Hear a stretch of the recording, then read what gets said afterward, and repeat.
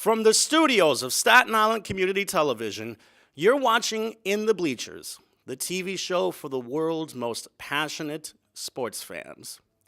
Hello and very happy New Year, everyone. I'm Jamie Hickson, joined by a special guest over the phone. And that is the hardest, the baddest, the sexiest man on cable access TV. Yours truly, the party animal himself, Hector Bosa. That's right, where all the women line up for me to get kissed, and I get wined and dined and feeling fine. And if there's one thing that we know about New Year's Eve, is that everyone knows how to throw a party. And the best parties are thrown in Times Square every single end of the year. Unless I'm with a couple of women and the best party's in my bedroom. That's debatable. That's not what they say. That's not what I've heard. Oh, you hear wrong. You got wax in your ears. I don't have wax in my ears. You got wax in your ears. No, I've got reliable sources that tell me otherwise. Yes. Your informants are always the best, right? Yes. Yeah, they are the best. Correctly as usual, because when a person is jealous of someone, of course, I ain't jealous of you. I'm not jealous of you. You try to bring them down from the ground up. What part of the words "I'm not jealous of you" do you not understand? And you do nothing to no one. But anyway, as we go on through the New Year's resolution, a New Year's resolution must pass. You know what that New Year's resolution is, Jamie? Yeah, it's basically something that an individual declares that they will do for themselves in the new year. Usually the most popular New Year's resolution is to quit smoking or to lose weight. Right. But the New Year's resolution for the New York Jets is to get an impact player. A bunch of impact players, not just one impact player. Well, they're third right now, and their probably best wish is to get a head coach since Todd Bowles was let go. Let go just as soon as the team made it back home from New England, where they had their heads handed to them by the Patriots yesterday. It was painfully obvious that the Jets and the Patriots have major differences between each other. There are major differences between the Jets and the rest of the NFL, if you ask me. And that's the problem. I don't understand. Is it that they pick bad players, or is it that whoever owns the team does not want to put in money to get players? Is it scouting? What has it been throughout the years that for some reason the Jets can't get over that hump? It's a combination of all those things. Management has zero clue how to put together a really competitive squad. Not only that, but some of the elite players in the game right now, whether they're talking trade or whether they're unrestricted free agents, they just don't consider the Jets to be a viable alternative to play in a particular year. Do you think it was Todd Bowles' fault? A lot of it was Todd Bowles' fault because some of his game management, especially in the fourth quarters of games, his game management was just really lousy. He didn't know whether he wanted to have a really good running game or if he wanted to put the ball in the hands of Sam Darnold, a rookie who got a lot of growing pains in his first season, but I still think he has the chance to be a really good player. Darnold has shown that he could be a really good quarterback in this league. He just needs to mature a little bit and also take care of the football, most importantly. But again, here's the problem that you have with taking care of the football, and that is you have to have a very good offensive line. Which the Jets don't have. You also got to have somebody to throw it to or to hand it off to. and this falls on management as well. They were under the impression that Jermaine Kearse and Robbie Anderson were the two guys that Darnold could try and throw the ball to. But when you think about it, you look at some of the best quarterbacks in the game. Tom Brady has been able to work with a plethora of different receivers. I mean, he's had guys from Wes Welker to Danny Amendola. Now he's got Julian Edelman. Drew Brees has long had guys like Marcus Colston in the past. Aaron Rodgers had guys like Jordy Nelson in the past. He also had Donald Driver for a while. And now look at Jared Goff, who's over with the Rams. Jared Goff has not only Todd Gurley to throw the ball to from the backfield, he's also got Brandon Cooks, a guy who's turned his career around playing in his home state of California. Well, here's the thing, and here's the thing that you have to consider. And there's also Ben Roethlisberger. He's got Antonio Brown. Well, here's the thing that you have to consider, and that is, you said it yourself, management. Why aren't they picking the better guys? Even in the draft, okay? You have to pick some viable players in the draft, okay? And those teams that you mentioned, besides them having a very good quarterback, spectacular quarterback, they must have something, whether it's, the head coach doesn't play. He just gives the commands of, okay, this is what to play, this is how to play defense, and he's got a good other coaches underneath him. But those teams, you have to remember as well that they're very good defensively. Yeah. And they have a halfway decent some of them have a halfway decent offensive line.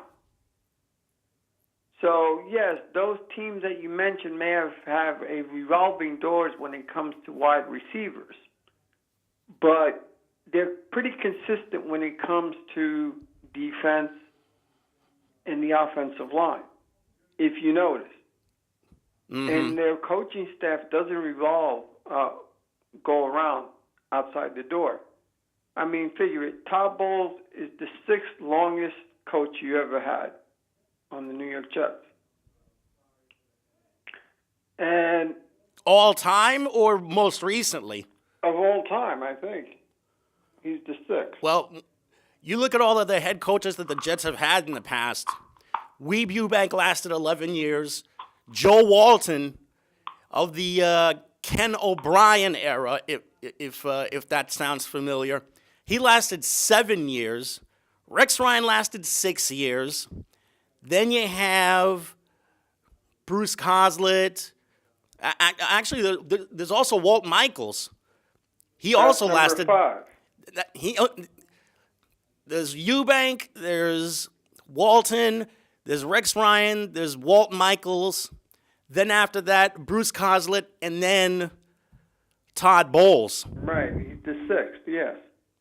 Tied for 5th when in all actuality, but when you look at this franchise right now, it really is shameful how a franchise could go almost half a century without winning a championship and be so incompetent at it, too. This is the same franchise that passed up on Emmitt Smith in favor of Blair Thomas, if you can believe this. They've passed up on so many good players in the past that it defies logic how a franchise could still operate the way that they do. But now the Jets have a chance to really make amends for all of the blunders that they've had in the past. Because Mike McCarthy lost his job in Green Bay. Let's see the Jets open up their wallets and offer him a job as their head coach. Is he worth it? Oh, he's definitely worth it. I mean, keep in mind, he won a championship with the Packers in 2010. So the ability is there. And don't forget, he had an elite quarterback for over a decade. He had Aaron Rodgers.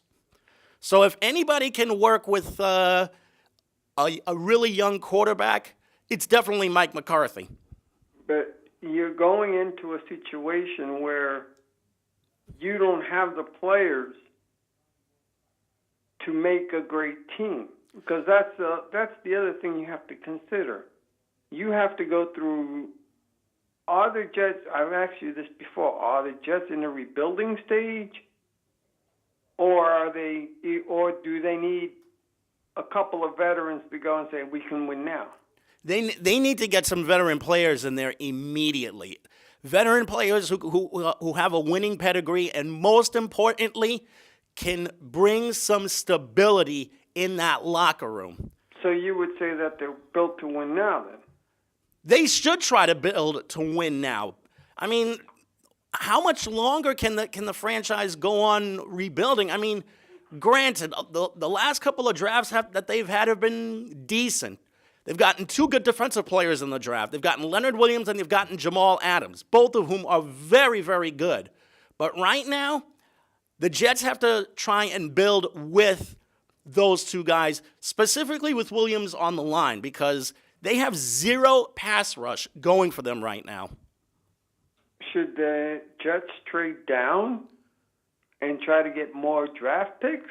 Some people said that maybe they should trade down, yeah. More importantly, fill a need.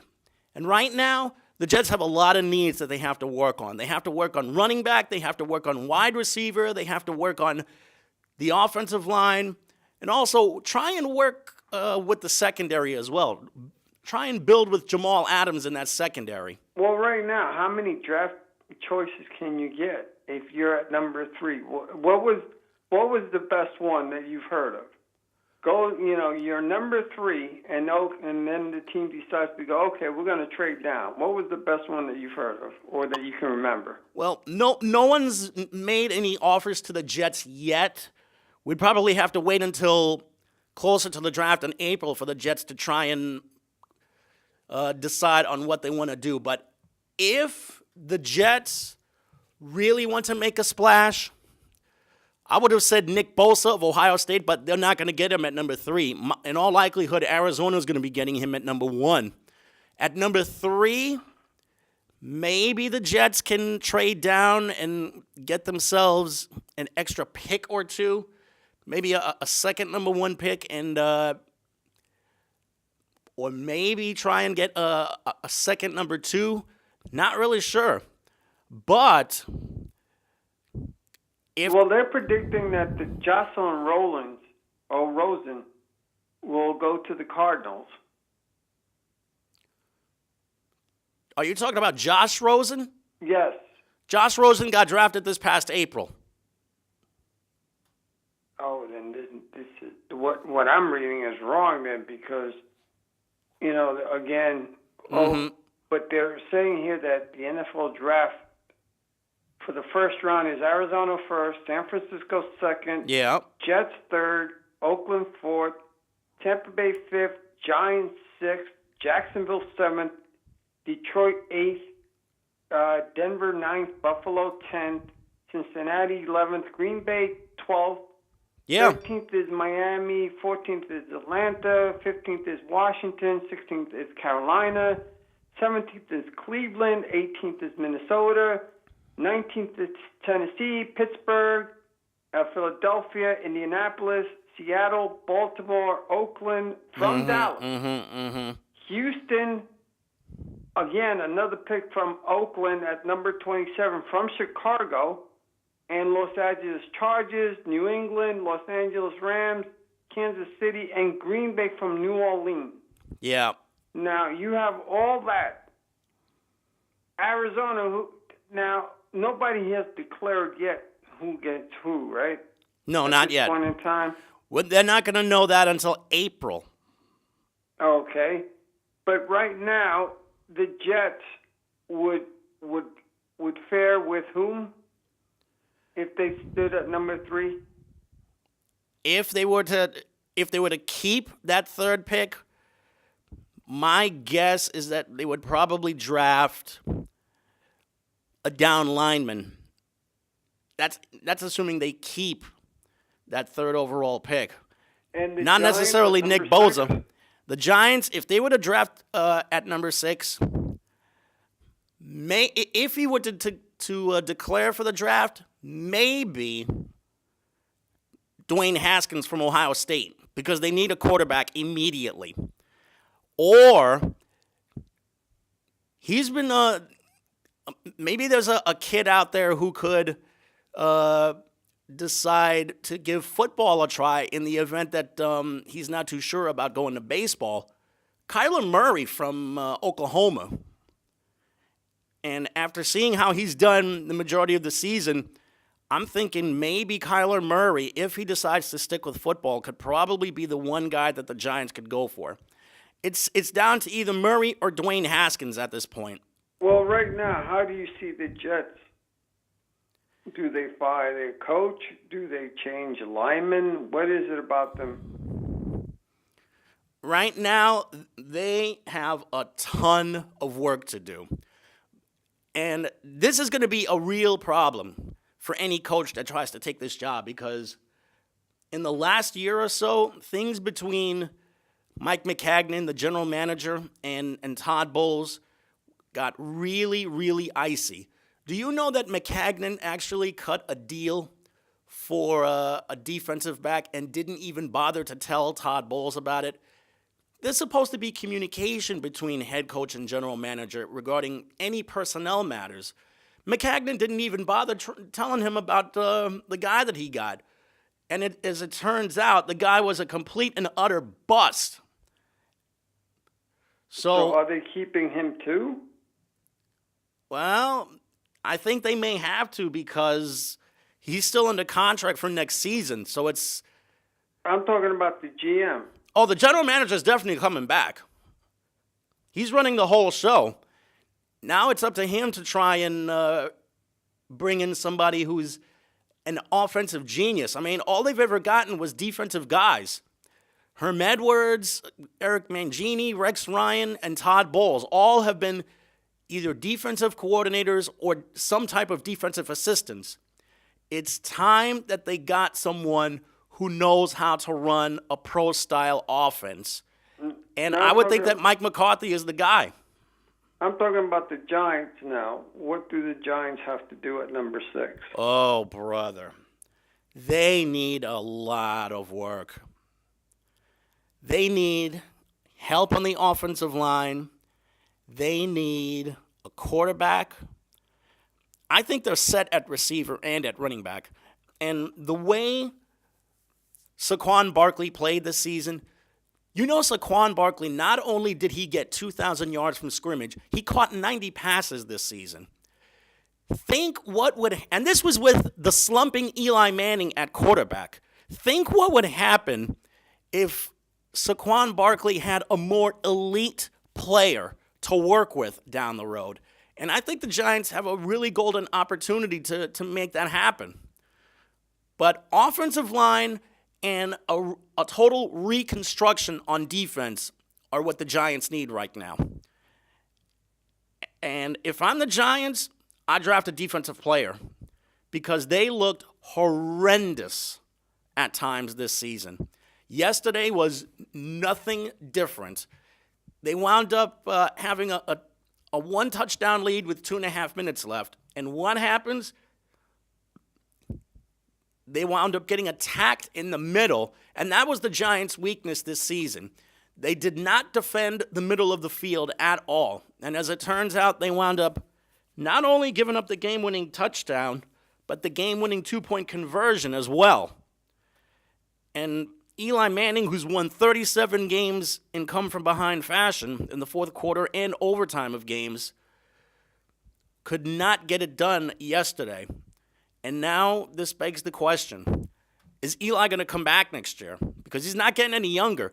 In fact, some people are predicting that he will come back, because right now, if if by some chance you say, oh, we don't want Eli, who do you have? Honestly, they don't have anybody. Sorry, Exactly. but Kyle Lauletta, who's a 6th or 7th round pick, is not even close to being ready right now. Alex Tanney, who's thrown one pass in 7 years, not even close to ready. Eli Manning is the only one that they can go for. Exactly. So you don't get rid of him. You just have to either try to get a quarterback in the draft, Yeah. or try to get a secondary player. Now, again, I'm furious that Kaepernick is still out there. And no one has shown any interest in him whatsoever. It's painfully obvious these guys want nothing to do with him, and it's a real shame. All of it's because of his political standpoint, and that should not be. Yeah. You know, let him do he's not hurting anybody. Let him do what he wants in the corner. So what's the big deal? The guy's a good quarterback. He should be worth something. Let him do what he has to do and be done with it. But let me ask you, now, the reason why the Giants did not win, was it because of Eli? Was it because of the offense, defensive line? Was it coaching, or was it a little bit of everything? Who takes the blame? The defense takes the blame, first and foremost. They showed no pass rush. They created very little turnovers, which would set the offense up to try and make a big play. They did not know how to cover. That's the third thing. And the fourth thing was, I did not see any containment whatsoever against the run. Those are your 4 reasons why the defense were culpable in their season.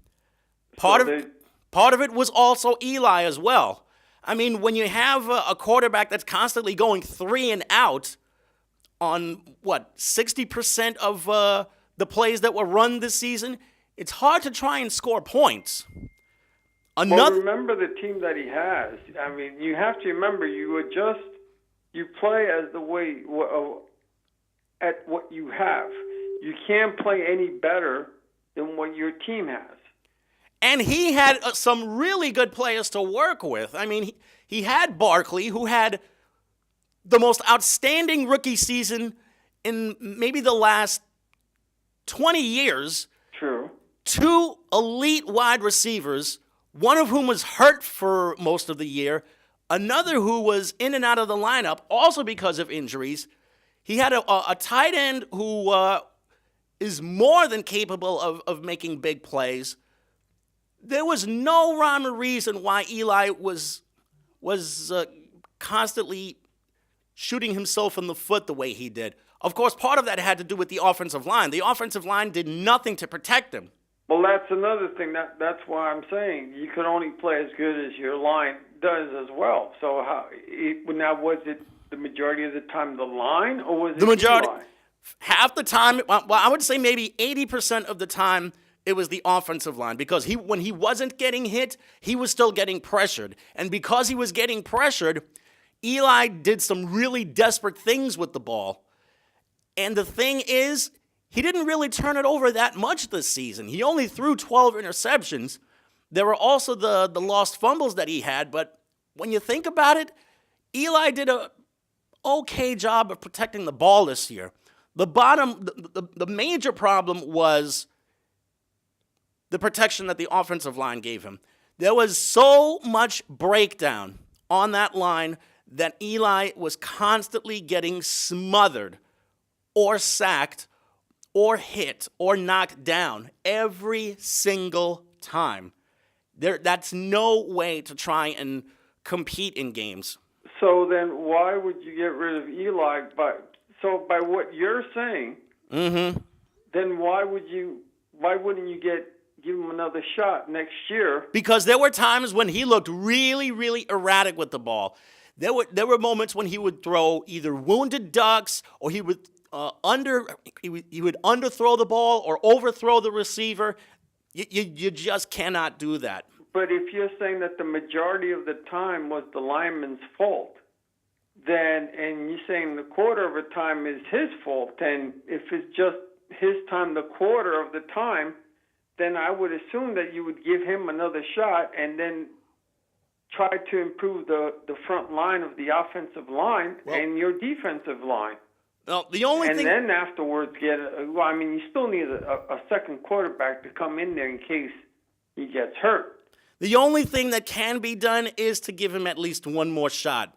Although, if you ask Eli if he's coming back next year, he doesn't really know. And if he says that, is he referring to he doesn't know if he wants to play next year, or he doesn't know if he's going to return to the Giants next year? Eli is the personification of a New York Giant. He's professional. He's always answering questions from the media. He's been more than a great teammate to every single one of the individuals in that locker room, past and present. Why not bring the guy back? Yeah, I would assume the same thing, and that is bring the guy back. You've got nothing to lose because all you're doing is getting your team better for the next quarterback that may be coming. Now, here's the thing. Do you believe that if they lose again, if they have another losing season, is the coach gone next year? And also, if there's a good draft choice for quarterbacks, then you draft a quarterback next year. To answer your first question, if they have a season that's worse than this one, they'd have to let him go. Normally, the Giants preach patience when it comes to their head coaches, but after going through the atrocity that was the previous guy, they cannot afford to have back-to-back 5-11 or 4-12 seasons. Saquon Barkley is the third rookie to gain 2K. 2,000 yards from scrimmage, which is amazing considering how many great running backs have been in this game all throughout their history. You know who those other two running backs are that got 2,000 yards from scrimmage in a rookie season? One of them's in the Hall of Fame. It's Eric Dickerson. Yeah, him I believe. Because he was the workhorse. Forget about it. And the other guy, Edgerrin James, who did that with the Colts. Really? Yep. In fact, he did that during the Colts Super Bowl season in 2009. And how do you see the games coming up? Who's going to beat who in football right now? If I know we did this before, but right now, who's in the playoffs? Well, if you were to ask me, let's actually go through these playoff teams one by one. Let's discuss the NFC first. We know that the Saints won the NFC South, rather. They have the top seed in the NFC playoffs after getting 13 wins this year. The Rams have a first-round bye. They're second. They won the West. Then you have the Chicago Bears. Probably one of the more interesting stories in the NFL this season.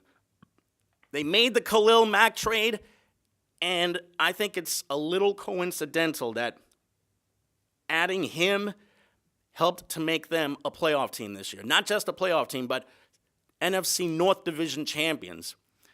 Then you have the Cowboys, who came from behind to beat the Giants yesterday after nearly blowing a 14-point lead. Then, the Cowboys are now the Eastern Division champions. Then you have the Seahawks, who took fifth place as a wild card, and probably the most dangerous team that any team could play in the first round, the defending champions, the Eagles. Even though they have 9 wins, they did a complete turnaround the last 2 games of the year.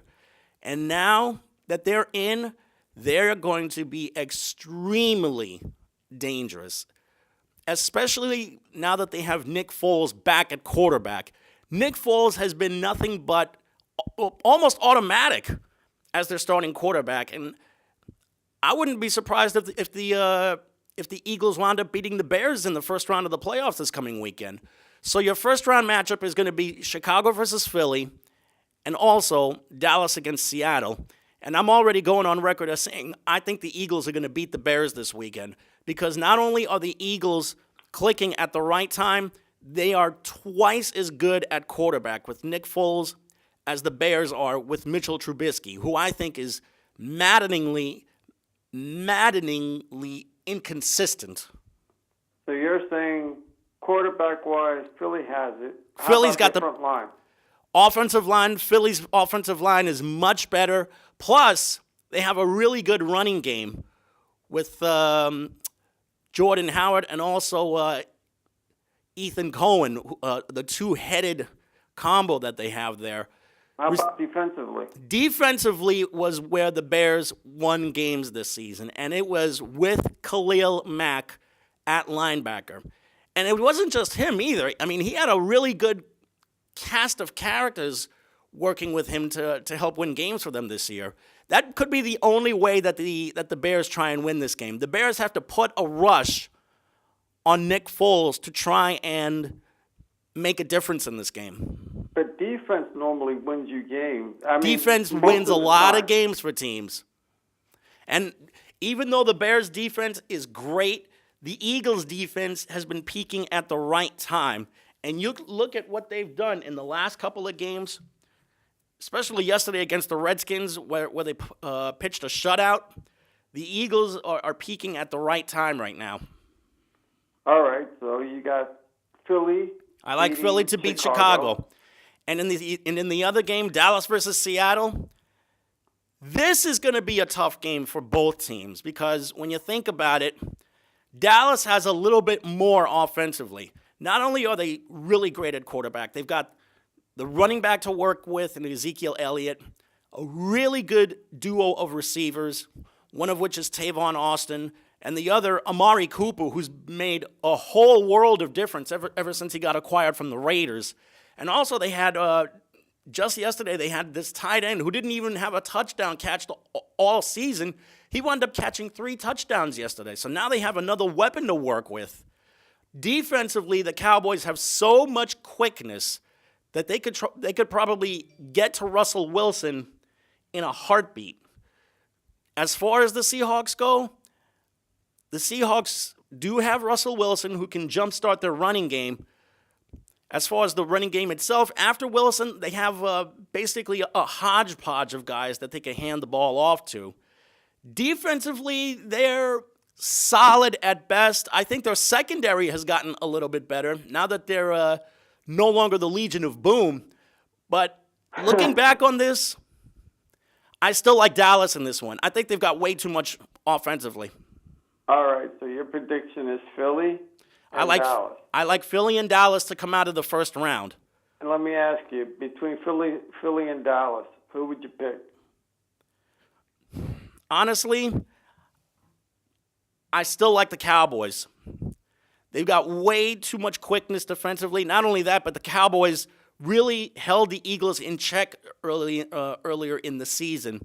I think they did a much better job on them defensively, probably more so this year than they did against them in years past. And now this could finally be the time that the Cowboys can make a really, really serious run in this year's playoffs. So this is the AFC or the NFC? That's the NFC. Now the AFC. AFC, the Patriots naturally won the AFC Eastern Division. Do you know this is 10 years in a row that the Patriots have won the East? And this is also 16 times in the last 18 years that the Patriots have won the Eastern Division. They now have won more division titles than any team in NFL history. And what kills me is that the coaches that come out of his system can't cut it with other teams. Exactly. Exactly. Look at Matt Patricia in Detroit. Exactly. I know. I agree with you. I'm just trying to figure out why does that happen. Why is it because they don't have the players? Part of it is personnel, yes. And whoever they pick in the draft choice. Mm-hmm. Okay. So you have the Patriots. So you have the Patriots winning the East.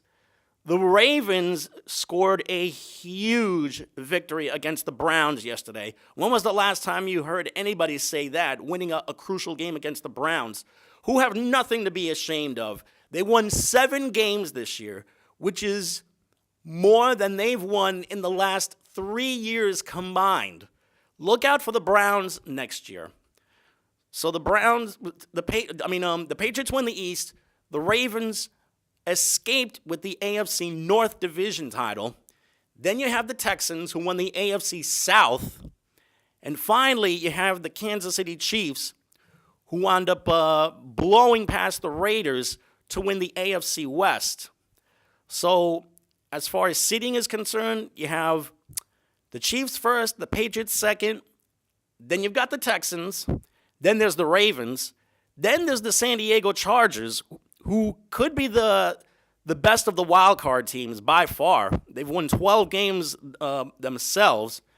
And then you have the Indianapolis Colts, who wound up beating the Titans last night on prime time to take the 6th spot in the conference. How does that line up? Well, Who plays who? In the first round, San Diego's going to play Baltimore. Who wins? You know what? This is going to be a tough...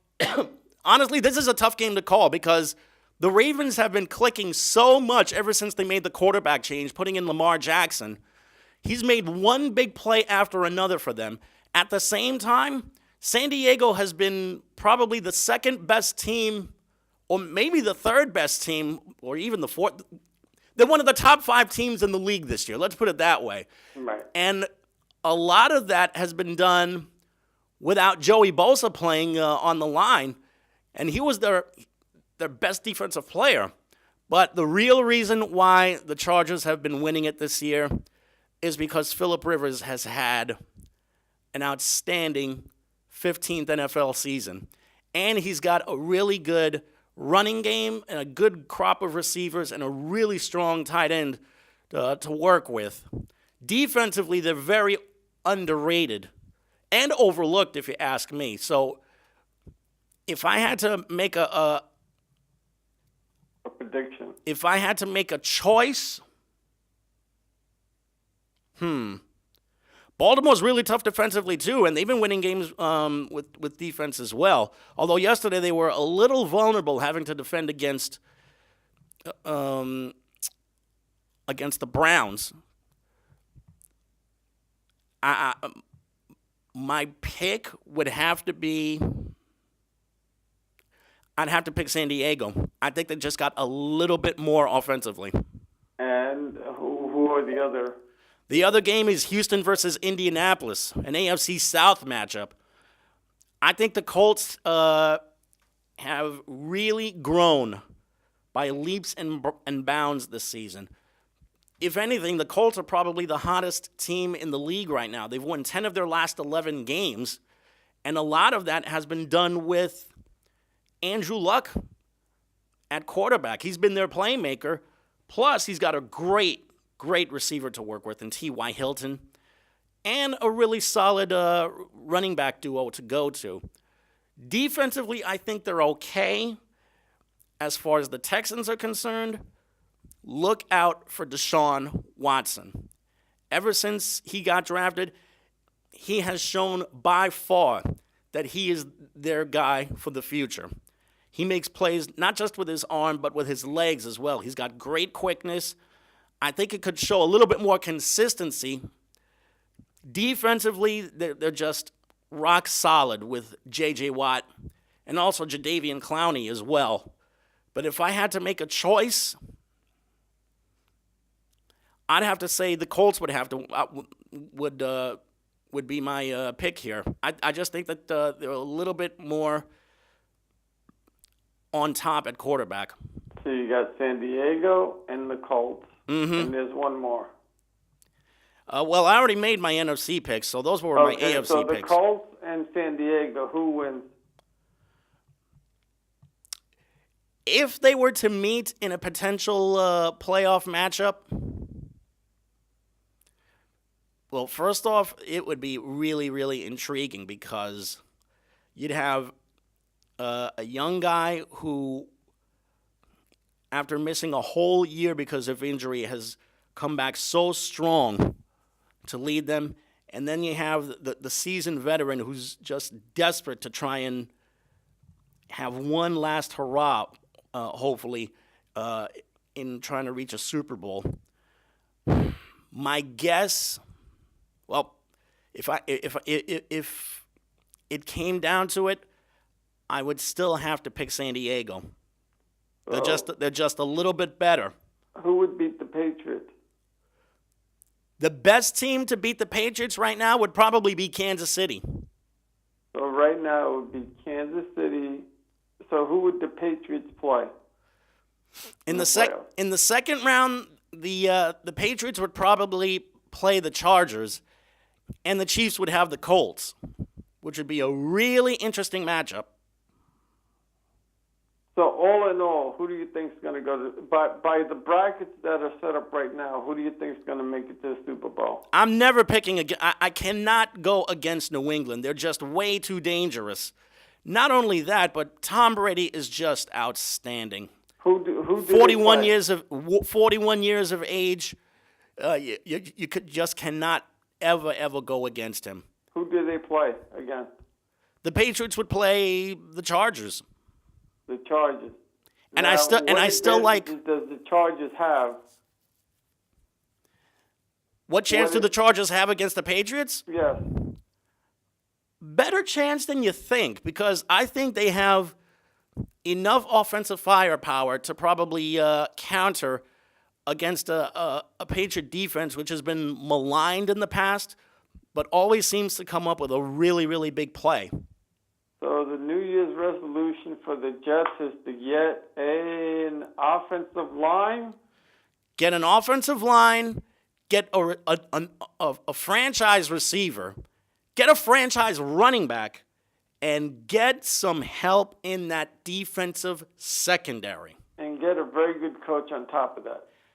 Yeah, this is where Mike McCarthy comes in. If the Jets can get Mike McCarthy, I think they'll be in pretty decent shape. How about Jim Harbaugh?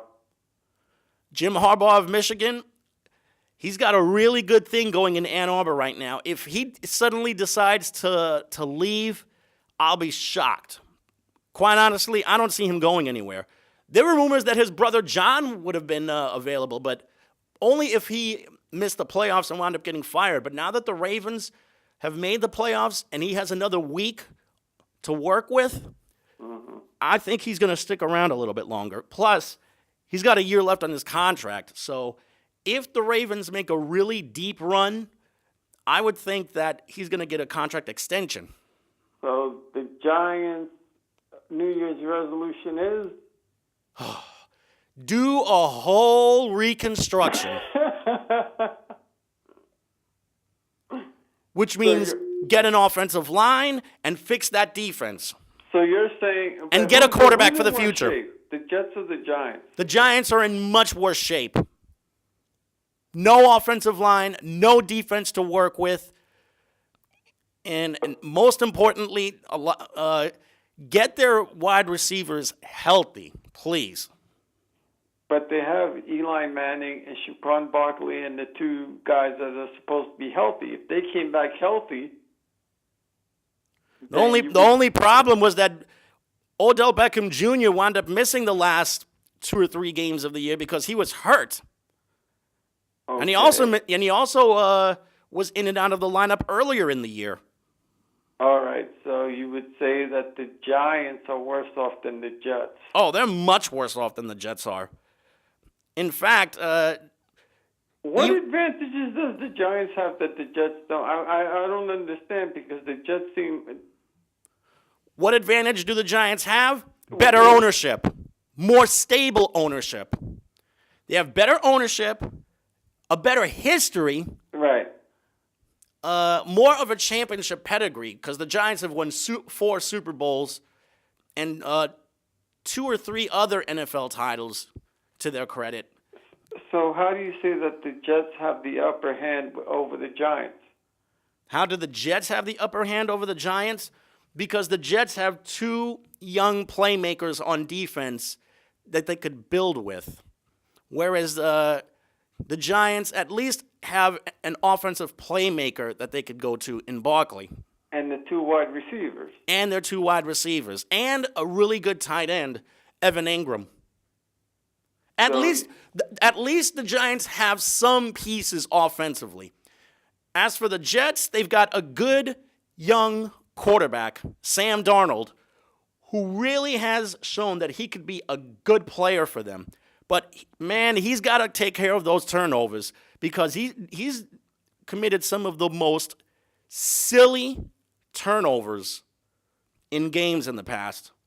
So you would say that the Giants have the upper hand over the Jets? Yeah, I do. Oh, okay, because I thought you meant it the other way around, that the Jets had the upper hand over the Giants. Well, where the Giants have more stability at running back and receiver and at tight end, the Jets have more stability at quarterback, defensive tackle, I should say, and also safety. One safety. Boy, that's tough to choose. Who's got the upper hand? Who's got the better advantage? And for the New York Mets, their New Year's resolution should be? Their New Year's resolutions should be fix the back end of the bullpen. That's number 1.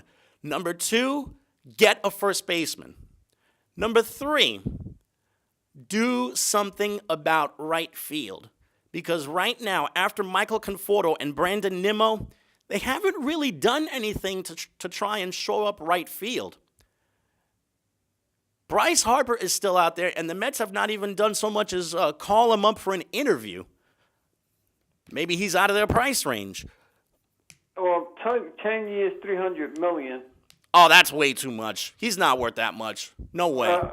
Not for a guy who hasn't even won a playoff series. Too, but that's Please besides the spare point. me. But again, so their New Year's resolution should be A first baseman, a right fielder, 2 more starting pitchers, especially a 4th and 5th starter, and help in the back end of the bullpen. Mets and Astros reportedly in trade talks for Lugo. Yeah, Seth Lugo, who really has become a very valuable commodity for the Mets in the last couple of years. He's gone back and forth between the starting rotation and the bullpen, and he has been rock solid each time. If the Mets are going to make a trade involving Seth Lugo, it's because they want to try and get some help in their farm system. And the catcher free agent Yasmani Grandal. Yasmani Grandal. Do you know Yasmani Grandal turned down 4 years and $60 million from the Mets? Why? That was a more than fair offer that he wound up getting from the Mets, and he rejected it because he wanted more money and more years. I think he might be pricing himself out, to be honest with you. And he's not going back to the Dodgers either. Well, we'll see what happens in that scenario. But anybody who's looking for a catcher, they're going to go and get this guy. It just has to be at a more reasonable price. Besides, the Mets did no wrong in getting Wilson Ramos. Not only was he the cheaper alternative, he's still a solid all-around catcher, though. He adds power, he adds contact hitting. Defensively, he's okay. I mean, he could help a pitching staff in framing pitches. But overall, I think it's plate production that the Mets were looking for when it came to catcher. And the Yankees' New Year's resolution should be? if I'm the Yankees, I stay away from Manny Machado. That's first and foremost, because Manny Machado is probably going to ask for the sun, the moon, and the stars 10 million from the Yankees. I mean, I'm sorry, 300 million, 10 years. Oh, no. No. The Yankees should know better by now than to offer him 10 years and $300 million. I mean, have they not learned their lesson from Alex Rodriguez or Dave Winfield? At least Dave Winfield was a little productive. At least A-Rod was a little productive, because A-Rod won a championship. Manny Machado has only been around, 7 years? I mean, granted, he's a good player and a good hitter and a really good defensive infielder, but he has not come close to proving himself. And I've already seen that the Jets have shown interest in one guy for the head coaching job. And that is? It's the offensive coordinator of the Chiefs, Eric Bieniemy, who I remember as a player with the University of Colorado. He's a former running back. And he's paid a lot of dues as a coach. Would that be a good pick? I would think so. I mean, you can't go wrong than having an offensive coordinator try to run the Jet offense. But again, why don't they consider Mike McCarthy? He's not tied to anybody. Give the guy a chance. Unless the reason why they may not go after Mike McCarthy is because maybe Mike McCarthy wants power. He might want to have a little influence in personnel matters.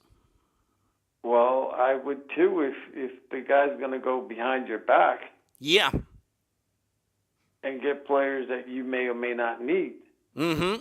So, yeah, I would, if I can get power a little bit, yeah, sure, why not? But right now, but going back to the Yankees' New Year's resolution should be what? The Yankees' New Year resolution should be stay away from Manny Machado and also tinker with the bullpen. Just fine-tune it a little bit, because right now, after Aroldis Chapman and Dylan Betances and Chad Green, the Yankees actually have some holes in their bullpen. David Robertson's a free agent. We don't know if he's going to be returning next season. So there's a strong possibility that the Yankees could have to bring in a whole bunch of different guys after those three to try and help out in that bullpen. And now we go to the Brooklyn Nets. Their New Year's resolution. Their New Year's resolution should be steer the course. That's what their New Year's resolution should be. They've actually played pretty decent basketball, save for the last game that they played against Milwaukee, which is a complete and utter embarrassment. Otherwise, they've been, except for the last couple of losses, the Nets had that 7-game winning streak where they wound up playing some really good basketball, and they wound up getting big games from D'Angelo Russell. That's another New Year's resolution that the Nets should probably try and maintain. See if they can get more big games from D'Angelo Russell, because he's really broken out to be a top scorer for them. Also, get a defensive stopper. Granted, Jared Allen has been really good for them. I mean, the kid, not only did he block LeBron James' shot, he rejected Giannis Antetokounmpo. He rejected a future Hall of Famer and a guy who right now could be the best player in the entire game. Jared Allen is ballsy. In fact, if you were to multiply Jared Allen times 15, I think the Nets would win 50 games this season. So that would be one big resolution for the Brooklyn Nets. Get a defensive stopper. Because right now, after Jared Allen, I would say maybe DeMauri Carroll is okay at best, but right now Jared Allen has emerged as their best defensive player. New Year's resolution for the New York Knicks. Start a mutiny against that guy. I'm not even going to mention his name. You know exactly who I'm talking about. He's the guy who runs that franchise. Okay, that's one. James Dolan. Get rid of James Dolan. But if that doesn't happen, what happens next? How do they stay the course? Well, if they were to stay the course, I don't think they'd win more than 20 games this season. But they have a shot at and the thing is, it's not like before that whoever has the worst record gets the top draft choice this year. And that leads to my New Year's resolution. Two simple words. Zion Williamson. If the Knicks stay the course, they might not win more than 20 games this year. The only bright side to this is if the ping pong balls bounce their way and they finally get that first overall pick, it's going to be Zion Williamson. And quite frankly, the Knicks need Zion Williamson to change that franchise because it has been forever since the Knicks have had a real groundbreaking franchise player. Back in the 60s and 70s, you had Clyde and Willis Reed and Dave DeBusschere and Dollar Bill Bradley and Dick Barnett and Earl the Pearl Monroe. 6 guys who could change the face of a game in any way. And they wound up getting 2 championships out of it in the early 70s. Don't forget Patrick Ewing. And then there was Patrick Ewing, which was 1985. He was the guy that changed that franchise forever for them. And because of that, they were a contender for 13 years in a row. Zion Williamson could be their Patrick Ewing for the modern era. You know, and that's pretty ballsy considering that they can't do no worse than, if you go by their record now, they can't do any worse than 1-3. Mm-hmm. So if they're not number 1 and they don't get Zion Williams, who's the other 2 picks? Well, R.J. Barrett, his teammate at Duke, would be another guy.